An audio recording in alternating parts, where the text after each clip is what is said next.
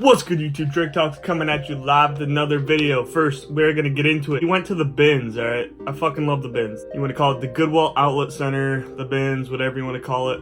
Just a damn good place to go to source a lot of inventory for cheap. If you don't know what they are, I've talked about it in a few videos. You can look here, wherever the link's gonna be. What's inside the bins. You'll see in the video what it looks like. But basically, it's just a bunch of shit in big bins. And all clothing and then hard goods. So it's separated into two. So like half of the building is hard goods, half is clothing. And what I usually do is I go through both, but it's mostly clothing. The only thing I look in hard goods is like trucker hats or shoes, you know, things like that. A lot of the stuff just smash glass and shit like that.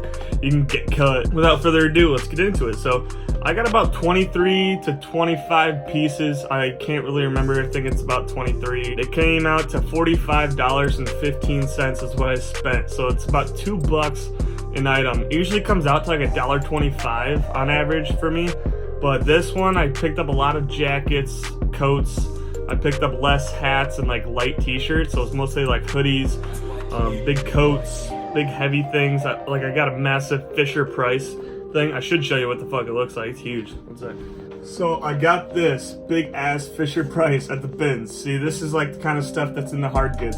This is a 70s like parking lot Fisher Price. This goes for like 30 to 50 bucks.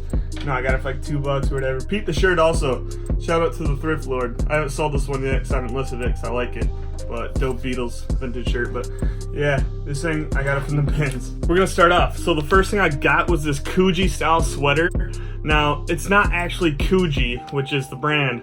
It's just, it's Cotton Traders. And there's a lot of different brands that you can get like Coogee style sweaters. But they just had to have that Coogee style, you know. It has to have all the different fabrics going on. Easily recognizable. They all look similar. It's just the brand name's different, but they still go for good money. Like this one I just scooped was like 40 to 50 bucks on eBay. I'm gonna keep it for a while so I can, you know, flex because I love Coogee a lot. I've yet to find a real Coogee sweater. And next we got this Carhartt Spell Out hoodie. Selling it to a buddy for, you know, cheap, like 10 bucks. Just, he always tells me to look for Carhartt hoodies.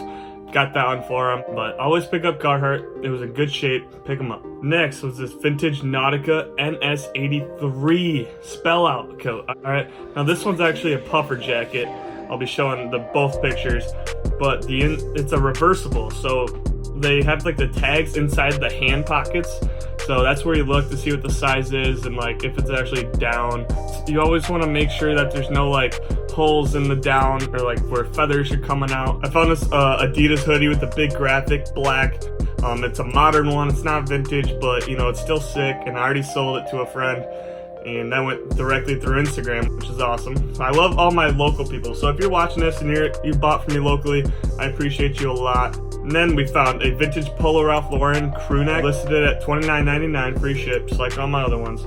And you know, Polo's always a good one to go to, especially with that vintage tag. Now next is gonna be this vintage Nike reversible mesh tank. Just flip it inside out. It's like white and black, and then the other side's black and white.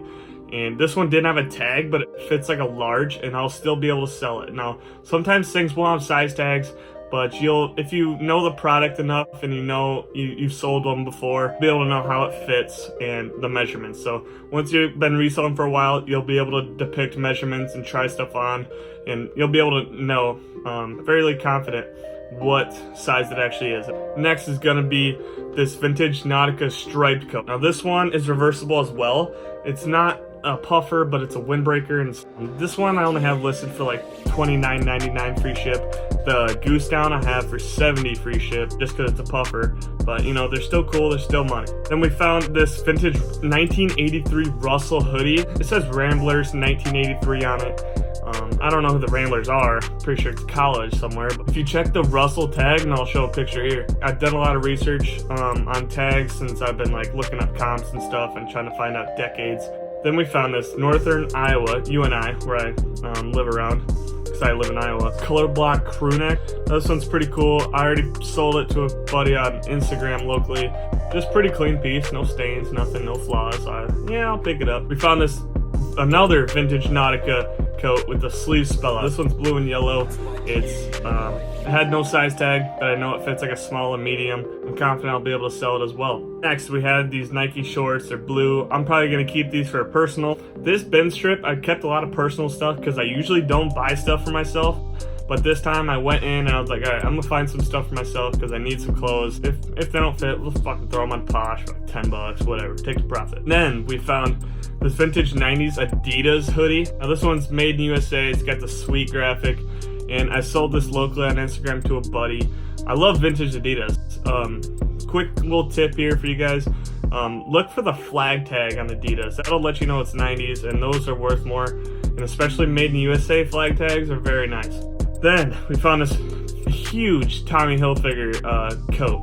Now this one's a puffer as well, and this thing's huge. And here's another little tip. I don't know how experienced you guys are at reselling, but if you see like the Tommy Hilfiger patch on the side or on the back or on the front, it's worth money. Pick it up. Tommy Hilfiger patches are always a good sign that it's going to be worth a lot of money resale. So this one is huge. It definitely bumped up the cost on my cart. It's probably like 5 pounds on its own, like 5-6 pounds. It's fucking huge, but you know, that was a nice find. I found it and I was like, I'll pick it up. It's this Carhartt plaid lined heavy button up. Now this is like a work coat.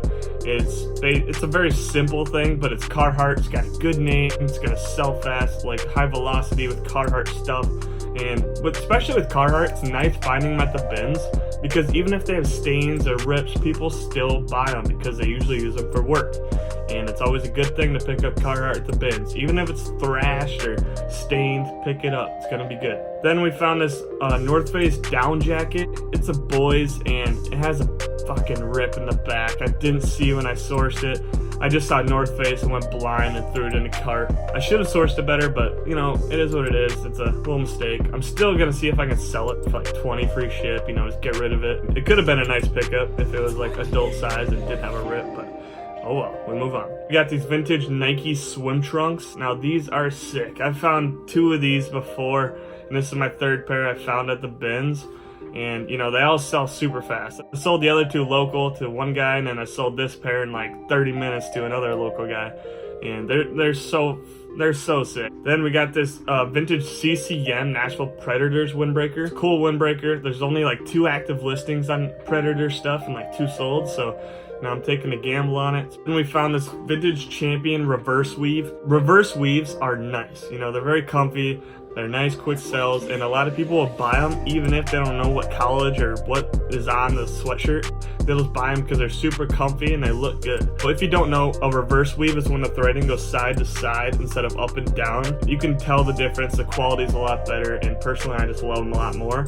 And the market will say that they like them too because the price is a lot more than normal ones. There were some more pieces that I'm not going to include because I kept them for personal. They're not that cool. But yeah, that was what we found at the bins.